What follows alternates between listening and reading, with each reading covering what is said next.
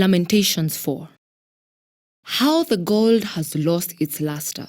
Even the finest gold has become dull.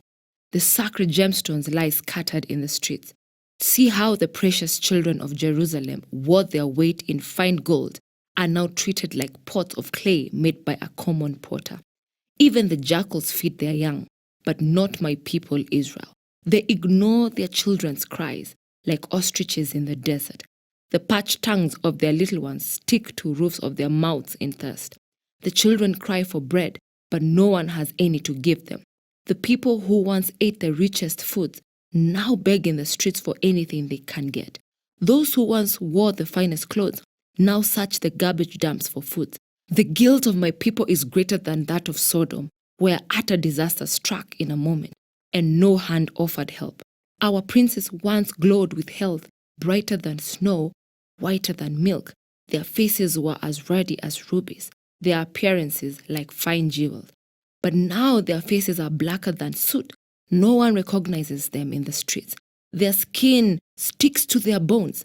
It is as dry and hard as wood. Those killed by the sword are better off than those who die of hunger. Starving, they waste away for lack of food from the fields. Tender-hearted women have cooked their own children. They have eaten them to survive the siege. But now the anger of the Lord is satisfied. His fierce anger has been poured out. He started a fire in Jerusalem that burned the city to its foundation. Not a king in all the earth, not one in all the world, would have believed that an enemy could march through the gates of Jerusalem.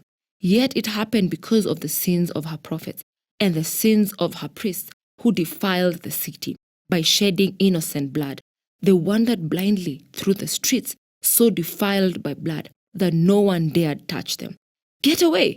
the people shouted at them. "You are defiled. Don't touch us." So they fled to distant lands and wandered among foreign nations, but none would let them stay. The Lord himself has scattered them, and he no longer helps them. People show no respect for the priests and no longer honor their leaders. We looked in vain for our allies to come and save us, but we were looking to nations that could not help us. We couldn't go into the streets without danger to our lives. Our end was near. Our days were numbered. We were doomed. Our enemies were swifter than eagles in flight. If we fled to the mountains, they found us. If we hid in the wilderness, they were waiting for us there.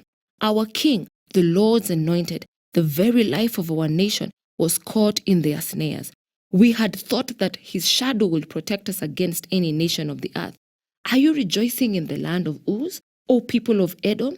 But you too must drink from the cup of the Lord's anger. You too will be stripped naked in your drunkenness. O beautiful Jerusalem, your punishment will not end. You will soon return from exile. But Edom, your punishment is just beginning. Soon your many sins will be exposed. Lamentations chapter 5.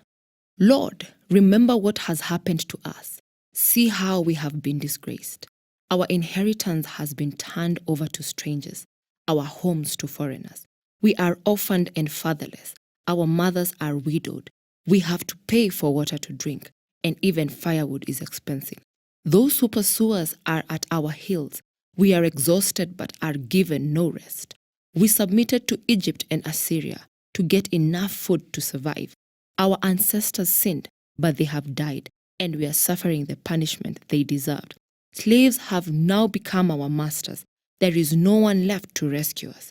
We hunt for food at the risk of our lives, for violence rules the countryside. The famine has blackened our skin as though baked in an oven. Our enemies rape the women in Jerusalem and the young girls in all the towns of Judah. Our princes are being hanged by their thumbs, and our elders are treated with contempt. Young men are led away to work at milestones, and boys stagger under heavy loads of wood. The elders no longer sit in the city gates. The young men no longer dance and sing. Joy has left our hearts.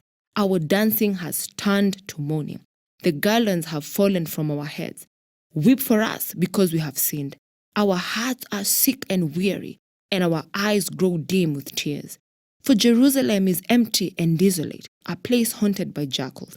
But Lord, you remain the same forever. Your throne continues from generation to generation. Why do you continue to forget us? Why have you abandoned us for so long? Restore us, O Lord, and bring us back to you again. Give us back the joys we once had. Or have you utterly rejected us? Are you angry with us still?